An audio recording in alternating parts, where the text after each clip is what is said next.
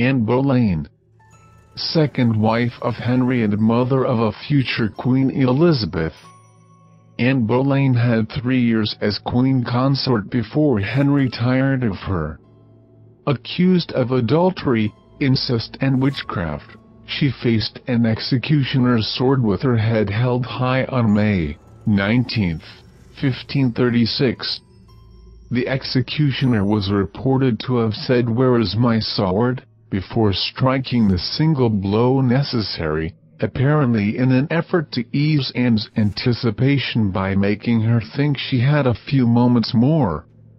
Her ghost has been spotted by several different people in several different locations: Hever Castle, Blickling Hall, Saul Church, Marwell Hall, and perhaps most famously the Tower of London. Though she is most often seen just as she was alive, a beautiful woman in a beautiful gown, some sightings are a bit more upsetting.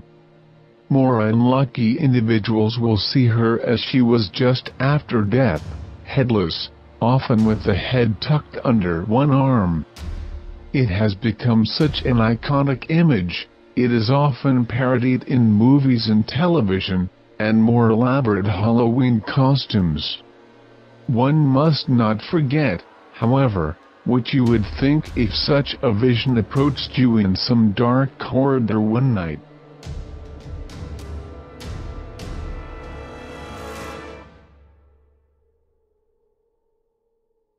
Roman Senator Pliny the Younger, who died in AD 113, told a ghost tale, so haunting that it survives to this day.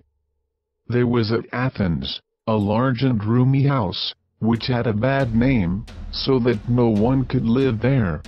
In the dead of the night, a noise, resembling the clashing of iron, was frequently heard, which, if you listened more attentively, sounded like the rattling of chains, disturbances that led to the appearance of a specter, form of an old man, of extremely emaciated and squalid appearance, with a long beard and disheveled hair, rattling the chains on his feet and hands. Needless to say, the house was abandoned and had to be rented out for a cheap price. When a philosopher named Athenodorus heard the story, he reportedly rented the house and confronted the ghost. The ghost appeared, and rattled around before vanishing. Athenodorus calmly marked the spot where the ghost vanished and, in the morning, ordered that the spot be dug up. This was accordingly done, and the skeleton of a man in chains was found there, for the body, having lain a considerable time in the ground, was putrefied and mouldered away from the chains. After being given a proper burial, the ghost departed, and the house was haunted no more, according to Pliny's tale.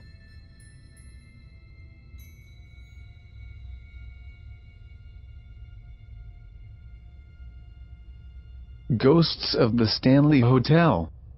If you were staying at the Stanley Hotel in Estes Park, Colorado, and turned to channel 42 of your guest room television, you would be watching one of my all-time favorite movies, The Shining. Doesn't matter what time of day or night, or year for that matter, it is always on. That's not supernatural, of course, merely a nod to their role as the inspiration for Stephen King's novel. Employees report hearing the commotion of a great party in the grand ballroom, when there is no one there. Children can be heard playing in the halls when there are no children at all, and many guests have reported seeing ghostly figures in their rooms at night, merely standing, watching. The fourth floor seems to be host to the most amount of activity, and there is one ghost in particular, purportedly Lord Dunraven, the previous owner of the land the property was built on, who can be seen standing over the bed or looking out the window of room 407. He is widely blamed for any jewelry or valuables that have gone missing in the hotel over the years.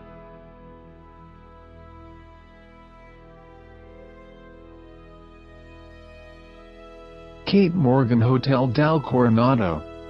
The Hotel del Coronado is a stunning Victorian beachfront resort hotel in the very southern California city of Coronado, just south of San Diego.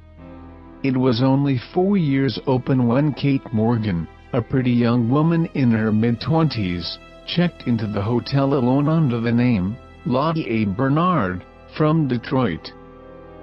5 days later, on November 29, Kate was found dead on a hotel exterior staircase leading to the beach.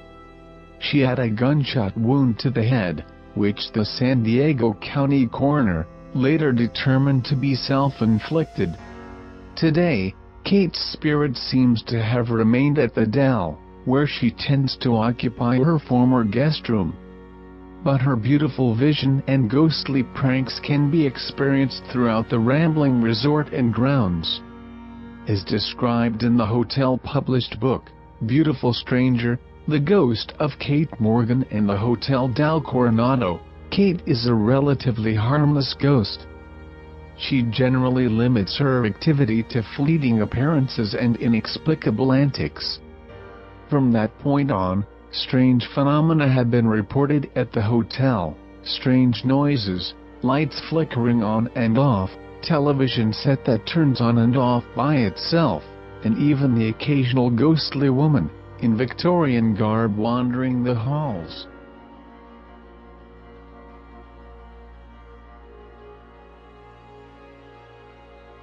The Brown Lady Rainham Hall. Rainham Hall in Norfolk, England, is home to the subject of one of the most famous ghost photos ever captured. The Brown Lady is named so because she appears in a rich brocade brown dress. She is widely believed to be Lady Dorothy Walpole, sister of Sir Robert Walpole, who married Charles, 2nd Viscount Townshend in 1713. She died under mysterious circumstances in 1726, and sightings of her began shortly after. Though reports of sightings have waned dramatically since the photo was taken in 1936, sightings before then had been reported by some fairly reputable sources. My favorite account is from a Major Loftus, who was staying at Rainham Hall in 1849. Retiring to bed one night, he and a friend named Hawkins observed a woman in brown brocade who vanished as Major Loftus approached her. Determined to confront the apparition, the next night he returned to the same spot and saw her again. He was horrified to see, however, that when he looked into her face he saw only 2 black sockets where her eyes should have been. Unsettling to say the least.